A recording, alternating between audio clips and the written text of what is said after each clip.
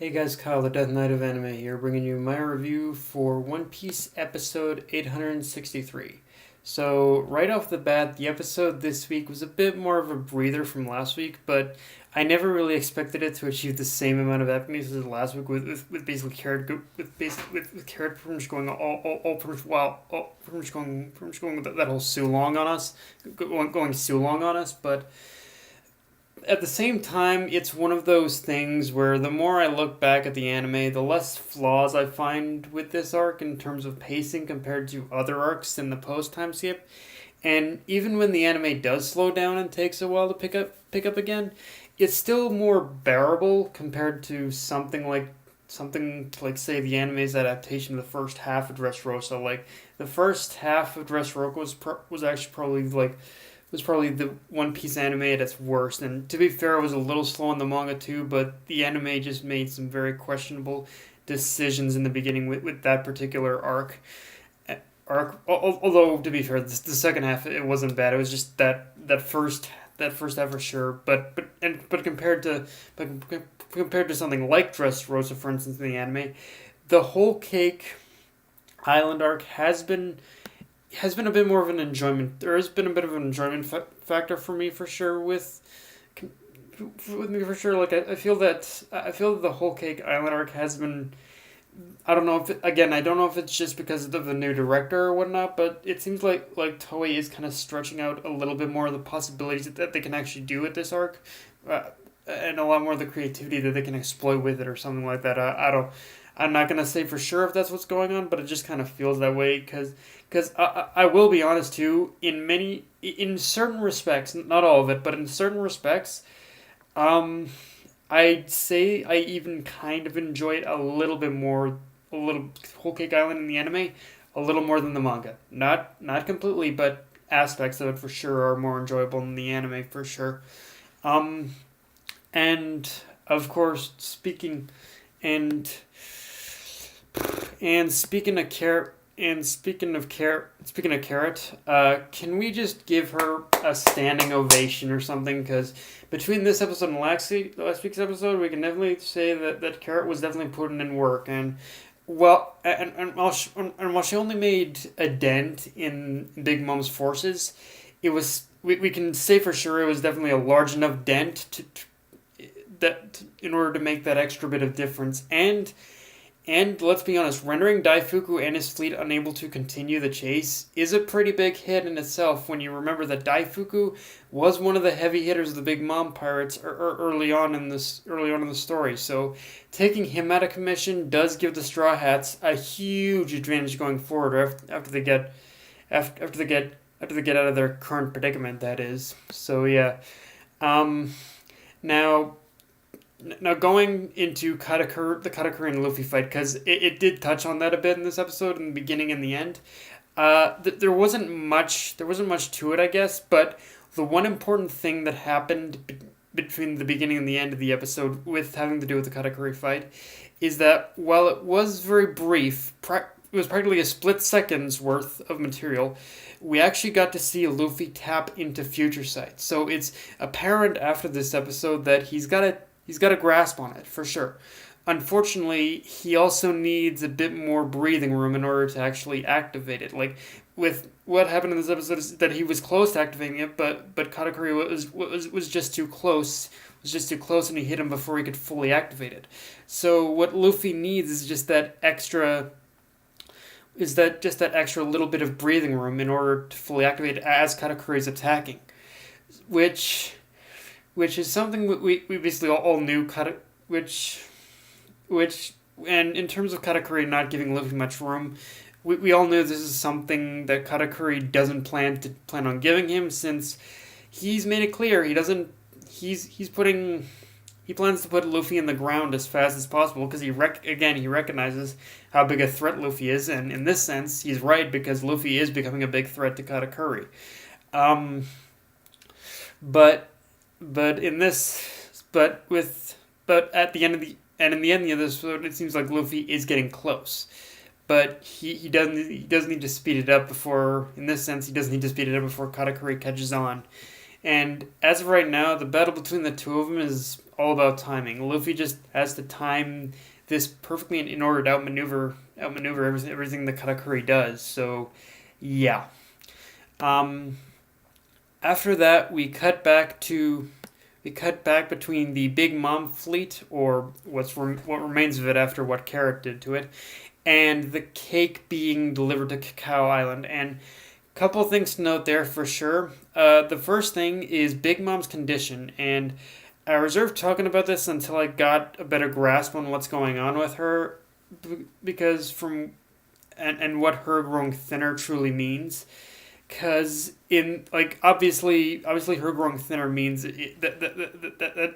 is her hunger pangs working in overtime, and just her not having her not eating much, eating for like 8 hours. Which, yeah, honestly, if I her not eating anything for 8 hours, which, yeah, it's in that sense, it kind of makes me sympathize with her just a little bit, in that sense where, yeah, her hung in the sense where her eating disorder is what's killing her right now. But at the same time, I think this also proves that her hunger pangs are quite literally her biggest weakness, because if you really look at her hunger pangs up at this point, all someone has to do is deny her the type of food that she desires, and for the most part, it's a done deal in terms of defeating her, which, like, all someone would have to do is prevent any one of the Big Mom pirates from basically giving Big Mom what it is that she desires. But and boom, and boom, it's a done deal in terms of defeating her. But which would and to that effect, looking back on this material now, it's been and how it's been. And definitely now that it's been adapted, this whole thing of feeding Big Mom and whatnot, it's made me realize the kind of mistake that Sanji has made just by baking this cake alone. I mean, I know her rampages are dangerous, especially with the combo of Zeus and Prometheus. She's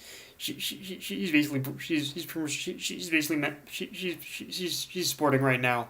Like, I get that her hunger pangs, that there is a danger to her being deprived of food. I get that, but even knowing that, in her current state, I'd have to say that Big Mom is still a manageable threat, so to speak. Like, in this current situation, all the Straw Hats really have to do is depower her, and then from there I guess knock her off the Sunny, but from there, just all they have to do is escape from the fleet. Although the former will probably be easier said than done, but this is really turning into one of those times where there needs to be less focus on Big Mom and just more on escaping in general, because that's the biggest thing that needs to happen right now. And Beige even said it best himself. Even if the cake is enough to calm her down, we basically know we pretty much know we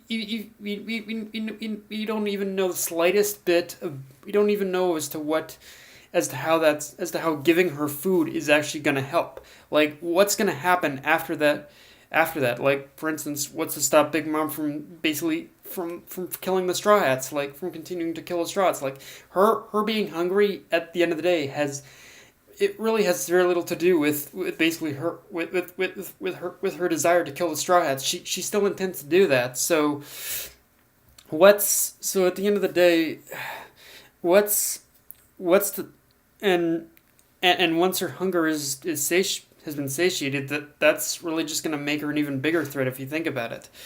So it's a case where there are so many what ifs to say for sure if feeding Big Mom is truly the right thing to do or a giant mistake, which personally I'm with the latter. I think feeding her is kind of a giant mistake in this sense, but I don't know.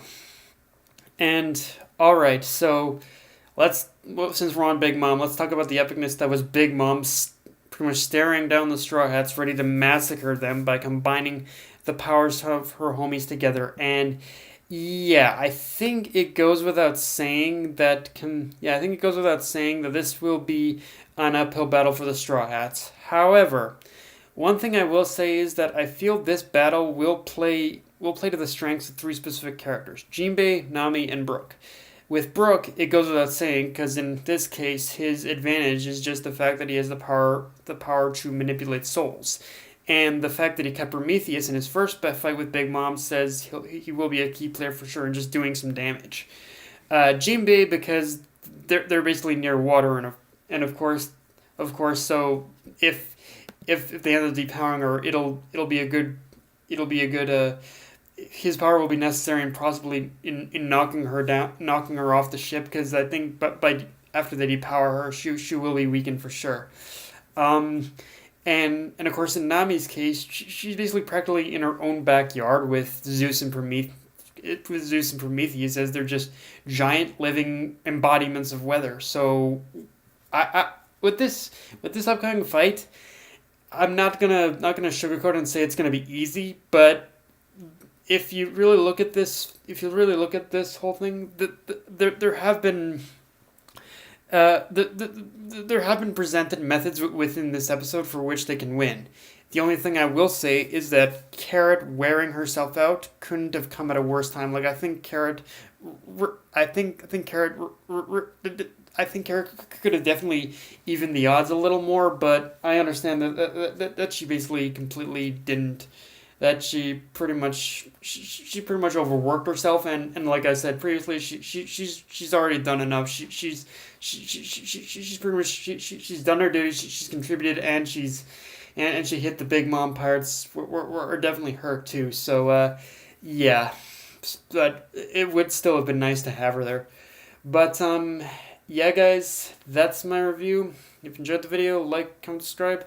I'm on Twitter, Facebook, AnyLister, Crunchyroll. That Night of Anime, signing off. Later, guys.